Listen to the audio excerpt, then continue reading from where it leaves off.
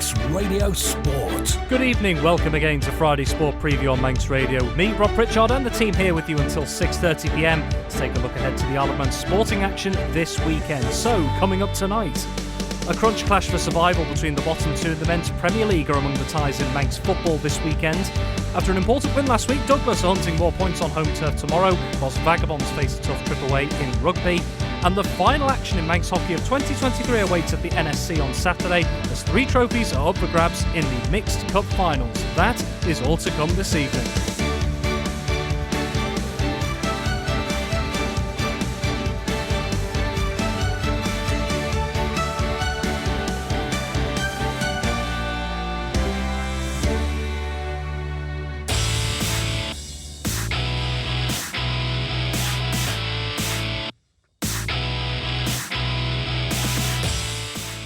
Welcome once again to Friday Sport Preview here on Manx Radio, previewing all the football, rugby and hockey action taking place on the Isle of Man as we enter the festive season evermore, going towards the latter stages of December. Let's turn our attention to football first. And good evening, Tony Mepham. And we should get started straight away by mentioning that we've already had a couple of casualties to the weather even before the weekend has started. Yeah, I think it was expected, to be honest with you, Rob, because the weather forecast at the start of the week, it's been true right the way through.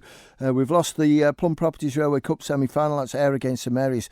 So that will go ahead now, hopefully, next Saturday. That's our last roll of the dice, because St Mary's do have a home fixture against Peel. So unfortunately, it looks as if we're going to have to postpone that. We've already been speaking to the clubs to see if we could, play down there. And we just need to get that confirmed up now. But the problem is, Rob, if we have a good week, then Ayr's pitch might be right, so it's one of them. We've got to sort it out. But in the Canada Life Men's Premier League, Union Mills against Laxey, that's gone.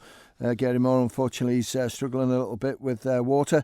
Foxtel against Governors Athletic. Foxtel's pitch has been pretty good this season, so that's a frequent one. Last year and the year before, but this year it's done okay. And Braddon against Moran in combination 1, that's gone as well. And we've just had news come through is that Douglas Athletic against Douglas High School Old Boys, that's been postponed as well. So let's take a look at the fixtures that, as it stands, as we speak, are still going ahead on Saturday and Sunday. We will, of course, caveat we'll have to wait for those the old pitch inspections taking place tomorrow morning. There is some more poor weather forecast overnight and into tomorrow, so something to keep an eye on, definitely. Well, as Tony's quite rightly pointed out, the rearranged Plum Properties Railway Cup semi-final between Ayr United and St Mary's up at Andreas Playingfield, that has been postponed. And as Tony has mentioned, obviously, subject to confirmation, there are hopes that can be played next weekend. We'll keep an eye on that one with you. Let's take a look then at the fixtures, the league fixtures taking place on Saturday, all kicking off at 2pm. Starting the Canada Life Men's Premier League, also as mentioned, Union Mills versus Laxey in the Men's Premier League tomorrow. That is postponed due to a waterlogged pitch at Gary Moore, but currently 3 games going ahead as it stands. We'll start off with what is a massive battle between the bottom 2 in the Premier League, the proverbial 6-pointer, some might call it. Moran up against Braddon, Tony. Yeah, certainly is, Rob. Let's have a look at that bottom of that league table there. You've got Moran in 12th place, who've played 12 for 6, and you've got Braddon, who are bottom, 13th place, played 13, so 1 game more for 6 points as well. So it's a huge game for both sides. You need to take maximum points in this. A draw's no good to either. It worries you to death then for the next few fixtures. So if they did get those 3 points, a win for either, then it puts them in a better place. So there's a lot of work there for David Brew and also Will Smith to try and sort out their team to make sure that they can get that win. But at the moment, I've just got to go for Moran. I think they've got enough experience in there, the scoring goals, to take the points and take the victory. There's only a couple of 3 points, in fact, separating the bottom 4 at the moment. In amidst that is Union Mills. Their game tomorrow postponed as well. And that brings us on to another game for teams trying to keep away from the drop zone at Ballafletcher tomorrow. Douglas Royal, who picked up some valuable points recently just to give themselves a bit of breathing room. They can't be complacent, though. They're coming up against the St George's side, who are right in the thick of it at the moment towards the bottom of the table. Another big game. Yeah, St George's are looking over the shoulder. There's no doubt about it, because if they've got players back in who are fit. I know Chris Bass is talking about maybe after Christmas, but at the moment Johnny Myers is really struggling player-wise. Johnny's been in there as well, holding things together, but I just think against Douglas Royal, you're spot on in what you're saying, Rob. They've certainly picked up the performances, and the boys up front now have started to score goals. Dominic McCarry, Brennan one, and when you look at Andy Asperidge as well, he's a good goal scorer. Those two there really put pressure on you. Defensively, they look okay.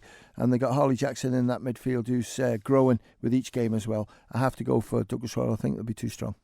Very well. Then out in the west of the island, it sees Peel second in the table at the moment. They'll be looking for 3 points this weekend, and if they were to manage victory this weekend, they'd go level with Ayr United at the top of the table, at least temporarily. They're up against Corinthians, an old foe. Yeah, Peel are pretty strong now. They played well last week, and I just look at Corinthians. I'd be glad to have Phil Kelly back in, because you've got Stewie Smith, Darren Kane in there as well, Baron Colley as well on that right-hand side.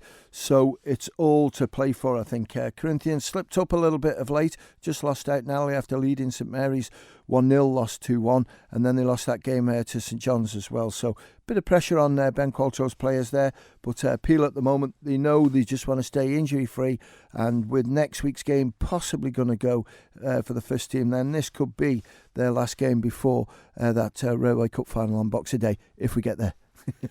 Fingers crossed anyway that we Absolutely can get that next semi-final ahead. It seems cursed at the moment, this other the second semi-final. Fingers crossed that can go ahead next weekend if all the confirmations are in place. Yeah. Let's take a look at DPS Limited Division 2. There were 5 games, but as has been pointed out, one has already been postponed ahead of the weekend. Foxdale versus Governors Athletic called off due to a waterlogged pitch. Let's take another look at the other 4 fixtures taking place there. And in amongst those are the likes of Unken, Castletown and Michael with their respective games, all still looking to stay in with a fighting chance of getting into that top 2 in Division 2, Tony. Yeah, it is, and that's what they've got a sort of challenge for. But Castletown slipped up last week, didn't they? So, that's proved costly for them. But against Pulrose, the pitch will be fine down there. It's pretty, drainage is pretty good on that one. So I've got to go for Castletown to win it. They'll try and correct what performances that have been struggling over the last couple of games. But the other one, Douglas and District against Onken, the one I look at that is Onken. You look at that league table and you go, Onken 5th. But when you look at the games that they've only played 9, and the other teams around them have played 11, 12. Michael are just above them, played 10. So you've got to go for Onken there to beat Douglas and District. And looking at the others, I think I've done Colby a bit of a disservice here. They're right in the thick of that battle towards the top of the moment. They're up against Jim's. Ramsey Youth Centre Old Boys against Michael United, and Pulrose against Castletown. Yeah, I think the Colby one, they're back in the thick of it now because, before they dropped a few points, but they're doing all right now, scoring plenty of goals. So against the Jim side, that's our third from bottom, you'd expect them to win that, so I'll go with Colby.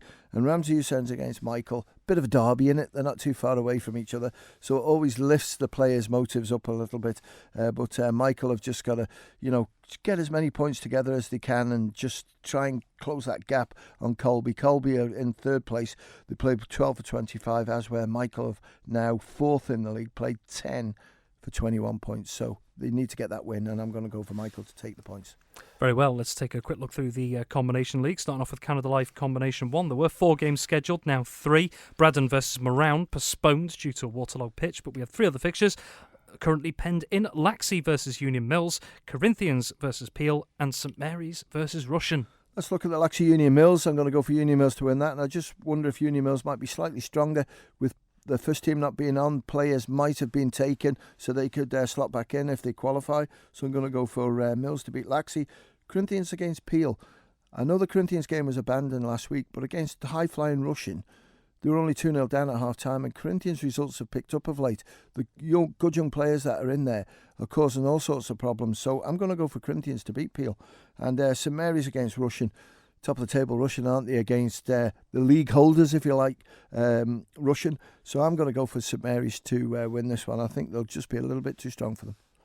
Okay, and last but certainly not least, on Saturday, we had 5 games scheduled in DPS Limited Combination 2. One of those games postponed, that is Douglas Athletic versus Douglas High School Old Boys due to a waterlogged pitch, but still 4 fixtures going ahead as it stands. Onken versus Douglas and District, Colby versus Jims, Michael United versus Ramsey Youth Centre and Old Boys, and Governors Athletic versus Foxdale. Yeah, Onken against Douglas and District, no surprise here. I'm going to go for Onken in that one.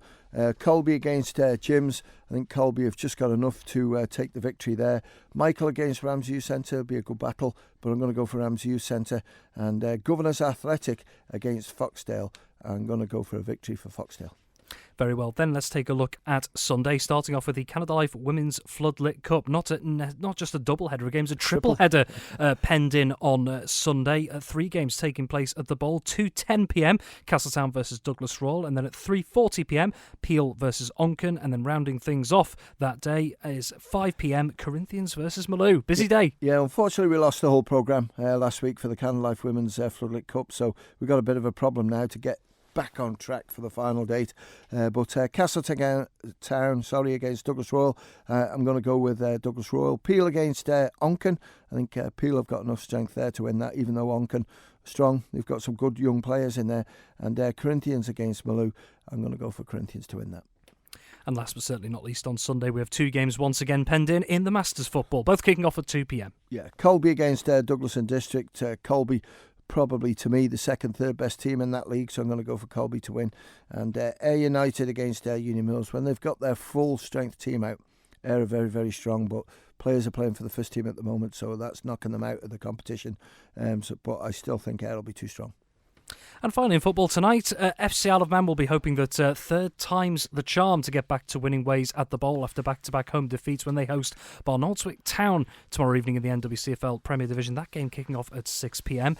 Tony, back-to-back defeats. Paul Jones speaking to us on Manx Radio this week. He said he admitted that it did feel like a bit of a missed opportunity, those 2 defeats to Cheadletown and Squires Gate, and seeing the squad already that's there for FC Isle of Man tomorrow.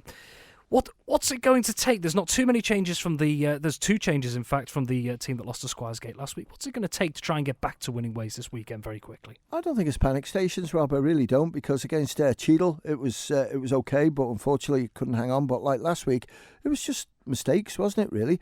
Free kick outside the box for the third one.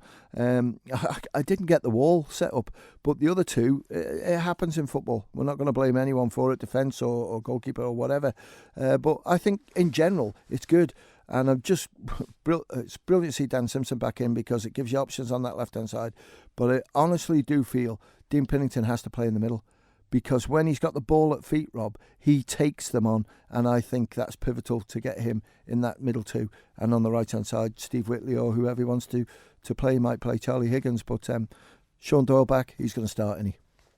Tony Mepham, thank you very much as ever, and a reminder that if you're not heading down to the Bowl for that fixture between FC Isle of Man and Barnoldswick Town this weekend, we'll have you covered on Manx Radio, full live match commentary of FC Isle of Man versus Barnoldswick Town from myself and Tony Mepham on Manx Radio DAB and AM 1368 from 6pm tomorrow.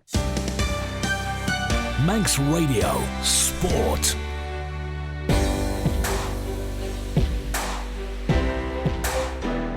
Well, as we edge closer to the festive break, the Isle of Man's rugby sides will be looking to claim every last inch of ground possible in their respective competitions, going into another busy round of fixtures on Saturday. After an important win last time out, Douglas will be out hunting big points haul once again at Portashee in the Regional 2 North West tomorrow. Meanwhile, a tough task awaits Vagabonds on the road, whilst Western Vikings are back in action on Ireland in the Ravenscroft Manx Shield. Here's Dave Christian to cast his eye over this weekend's games. Douglas will start with the Regional 2 North West. They're at home against Kirby Lonsdale. Kirby Lonsdale are bottom of the table. Douglas had what looks like a good solid run into the Christmas break. They had Winnington Park, who were 1 place above them last week. They've got Kirby Lonsdale, the bottom side, this week. And next week it is Liverpool St Helens, who are next to bottom. So great run for Douglas. If they can pick up 15 points out of a maximum 15 for these 3 games, it will make the remainder of the season one heck of a lot easier for them. Kirby Lonsdale, the bottom side, we don't really know what sort of strength side they're going to bring, but you'd imagine they're keen to try and get away from the bottom the same way Douglas are, and they're probably going to be coming here full strength, although it is the start of the Christmas party season and everybody falters a little bit when that kicks in. Douglas, though, home advantage, Portashee. It's a 1:30 kickoff down there. They've been delivering so far. The front row, Simon Hoddenott, Rob Todd, whoever's in it, who doesn't really matter. They can switch them around. They've had a solid second row. Blake Snell was in there last week, and Blake Snell has skippered the side earlier on this season from number 8. Liam Kirkpatrick, he was at number 8 last week, so he's looking at a better run of form in the loose forward position. Halfbacks all good as well. Luke Highland back into the swing. They've got Spencer Cope at scrum half. Fingers crossed for Douglas. That's the game we're going to be covering for Saturday Live this week. So we'll be down there for all the team news for the 1:30 kickoff, just before 1:30 as well, with Paul Moran. Vagabonds have a different kettle of fish altogether. They travel away to Ashton-under-Lyne, the first time the two sides have ever met in league competition at least, and Ashton-under-Lyne are top of the table in counties for ADM, played 5 and won 5. Vagabonds played one more game, played 6 and won 4. We are at the start of the Christmas party season. I'm hearing whispers out of Ballafletcher that they could be missing Mitch Wells at prop, although Jack Kane is a natural replacement. The ladies don't have a game now till mid-January, so Jack is the coach of the ladies' side and his availability depends on their matches. Also an issue at scrum half. Matty Williams has been injured. Will Taylor wasn't available to travel, or hasn't always been available to travel, so that's going to give them a bit of a quandary. Dan Bonwick should be fit. That will give them a boost in the back line, a little bit of go forward. So things on the up for Vagabonds in certain areas, in others could be a little bit weak. And a trip away to the league leaders who are unbeaten 5 from 5 is probably not what you want to hear when you may be missing a couple of players. But fingers crossed Vagabonds could go over there, acquit themselves well and maybe pick off Ashton in the return leg. In the Ravenscroft Manx Shield, just one game. It's at QE2 Peel. That's Western Vikings against the Isle of Man Barbarians. Should be on paper at least a win for Western Vikings. We still haven't had any confirmation that they're into the Cheshire Plate final, but certainly from Ramsey's perspective, where I'm the competition guy, we haven't been told formally that Western Vikings are in the final, or indeed that the final can be played on the Isle of Man just yet. So fingers crossed for that one. That'll come. It should be Western Vikings to make reasonably short work of the Barbarians. Depends on, again, with the Barbarians, a composite of all the other clubs.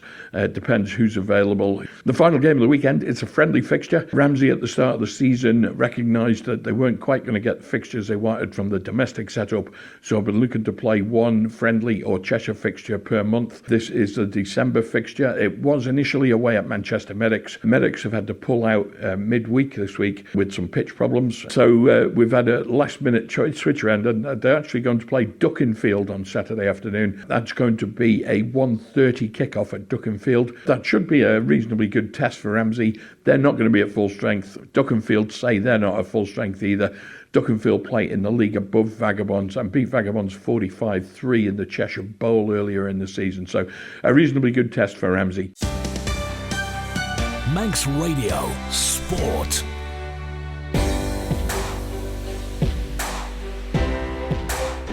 Finally tonight, this weekend sees the final action in Manx hockey of 2023, with the Mixed Cup finals taking place at the NSC tomorrow. 3 trophies will be up for grabs in the last matches of the latest mixed season: the Mixed Cup, Mixed Plate and Mixed Bowl. 3 intriguing ties in prospect, and as ever we got the lowdown from Ben Cunningham to see who might be ending the year on a high. Chronologically, we'll start with the first game of the day at the NSC, 11am. That sees the Mixed Plate final, Valkyes C versus Castletown Southerners. Southerners finishing second in Division 1, Ben, and Valkyes C third. Yeah, this one, it'll be a really interesting game, I reckon. Southerners, of course, they led Division 1 all the way till the final 2 weekends, and then they let Valkyes B, who did win Division 1, beat them, and then they, obviously, Valkyes B went on to win it on goal difference. Southerners, though, really did look good this mixed season. Valkyes C, though, again, they've had a good season. They didn't have the best of starts, but their form really improved as the season went on. It'll be a close game, I reckon, but I think Southerners will be a bit too strong on the day, and I think I'm going to go for a Southerners victory there. And if we're going on the statistics of the season, we've seen what the league table was like, how close it was between Castletown Southerners and the eventual Division 1 winners, Valkyes B.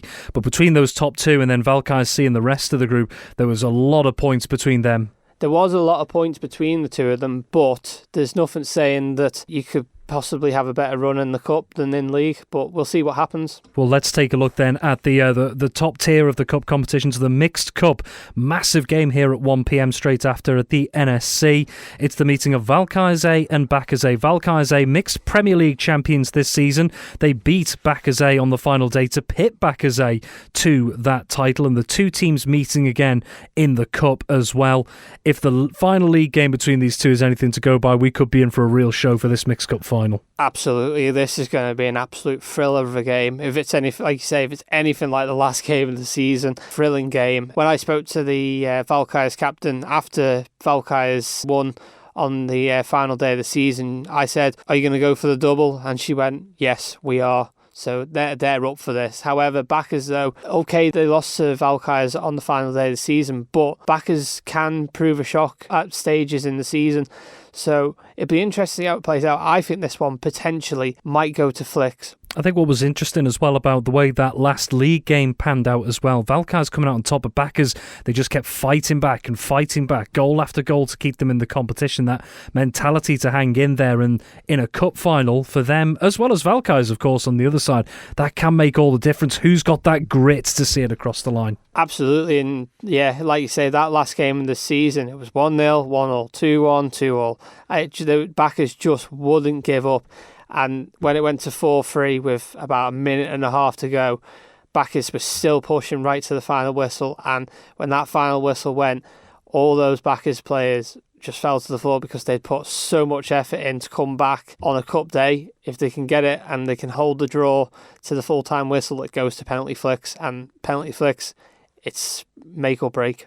And last but certainly not least, at 3 p.m. at the NSC, rounding things off for not just Cup Finals Day, but for the mixed season this time around, is the Mixed Bowl Final. And it sees Vikings D up against Backers Colts. Vikings D convincing winners of Mixed Division 2 this season, up against a Backers Colts side who finished third in the division. Vikings D went unbeatable all season, and they got the 100% record in the league. And, you know, credit to them, because they were absolutely unbeatable. The games that I saw them play, the games I've umpired them, they were absolutely unbeatable.